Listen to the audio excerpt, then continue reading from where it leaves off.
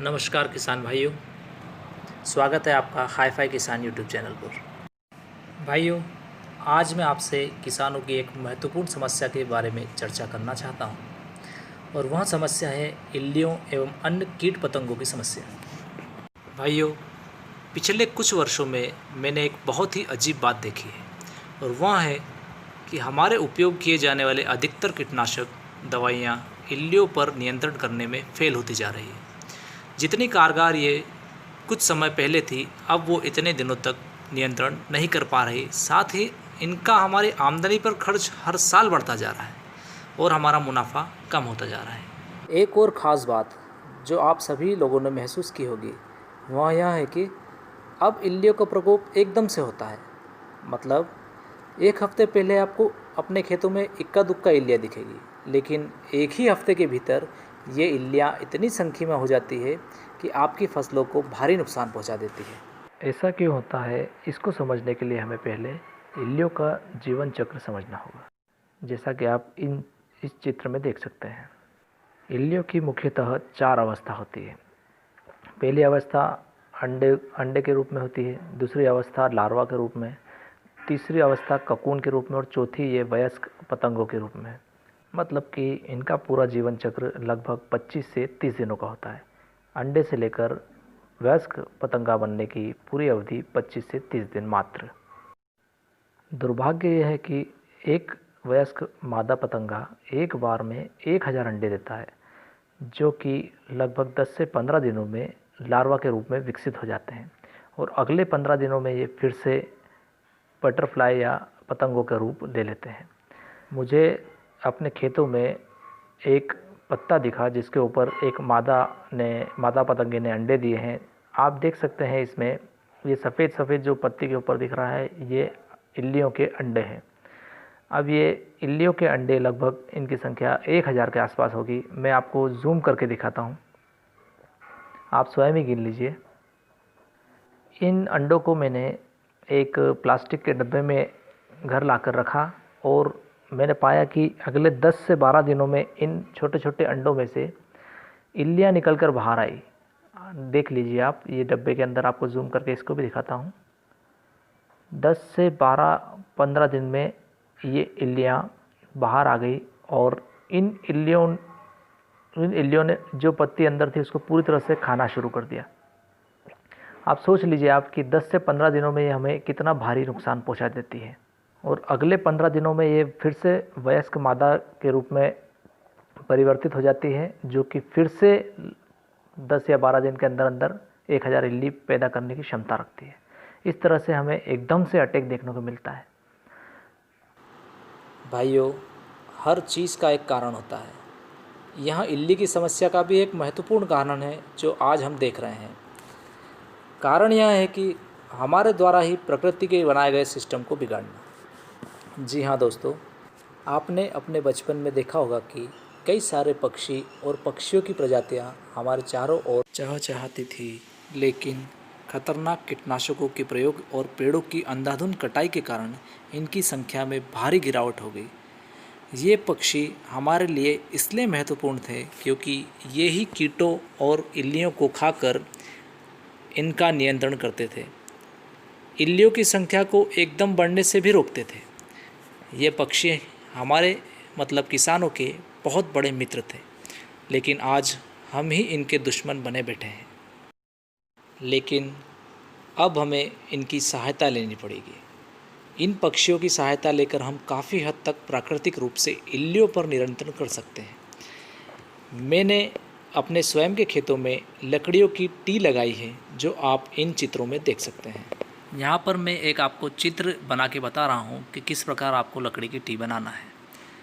जैसा कि आप चित्र में देख सकते हैं, मैंने एक ये लंबी लकड़ी ली है जो 3 से 4 फीट ऊंची होगी ज़मीन से ऊपर। आपको ज़मीन के नीचे लगभग 6 इंच ऐसे एक सिरा नुकीला बनाकर इस टी को गाड़ देना है। इस टी में लंबी ऊंचाई जो है वो ज़मीन से 3-4 फीट ऊंचा हम इसलिए रख रहे हैं ताकि वो फसल से ऊपर रहे। फसल से ऊपर रहेगी तभी उस पर इस आड़ी लकड़ी पर चिड़ियाएँ आकर बैठेगी और वो इल्लियों को खाएगी। इस आड़ी लकड़ी को आप जो यहाँ पर दिख रही है, इसकी लंबाई 1 फीट से 1.5 फीट लंबी आप ले सकते हैं। तथा ये जो हमारी लंबी लकड़ी है तथा ये जो लकड़ी है, इन दोनों की चौड़ाई आपको लगभग 1 से 2 इंच लेना है, इससे ज़्यादा आपको नहीं लेना है।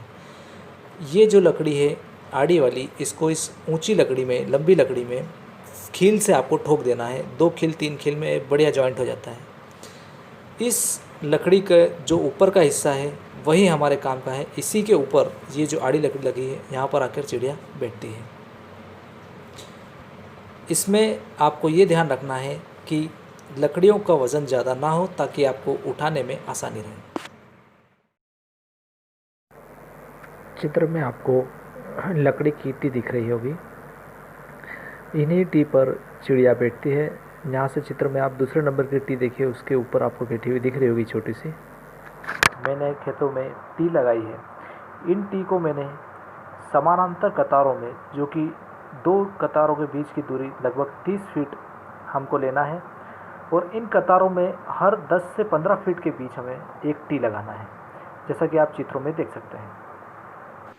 लकड़ियाँ इतनी ही मजबूत होनी चाहिए कि बस वो 1 या 2 चिड़ियों का वज़न आसानी से सह सके। ज़्यादा मोटी लकड़ियाँ नहीं लेना है। इन टी को आप इस तरह से लगाइएगा कि प्रत्येक कतार में ये जिगजैग वे में हो, मतलब कि एक दूसरे के जस्ट सामने ना हो, थोड़ा आगे पीछे हो, कि चिड़िया ज़्यादातर एरिया में इल्लियों पर कंट्रोल कर पाएगी। यहाँ मैं आपको एक वीडियो दे रहा हूँ जिसमें आप देख सकते हैं किस प्रकार चिड़िया इन टी पर बैठकर इल्लियों को खाती है।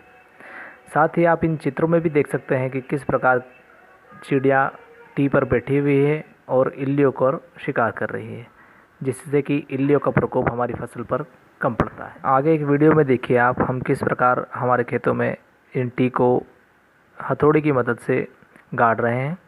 और यहाँ पर आप देख सकते हैं इस चित्र में कि तीसरे नंबर की डंडी के ऊपर चिड़िया बैठी हुई है, तीसरे नंबर की टी के ऊपर।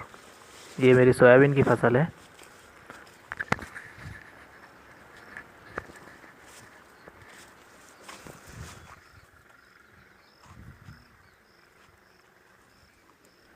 इस वीडियो में आप देख सकते हैं कि इन टी के ऊपर चिड़िया बैठी हुई है, और मैं आपको पास ले जाके बताता हूँ। थोड़ा सा जूम करके, थोड़ा हिल रहा है कि मेरा कैमरा थोड़ा सा, 1 मिनट। हम पास जाते हैं। उस दोनों डंडों पर बैठी है, दोनों टी पर बैठी है चिड़िया। और इस तरफ की चिड़िया उड़ने वाली है, और ये उड़ गई, देखिए उड़ के गई है, उधर सामने वाली पे बैठी है, देखिएगा वो बैठी है। आपको आवाज़ सुनाई दे रही होगी चिड़िया की।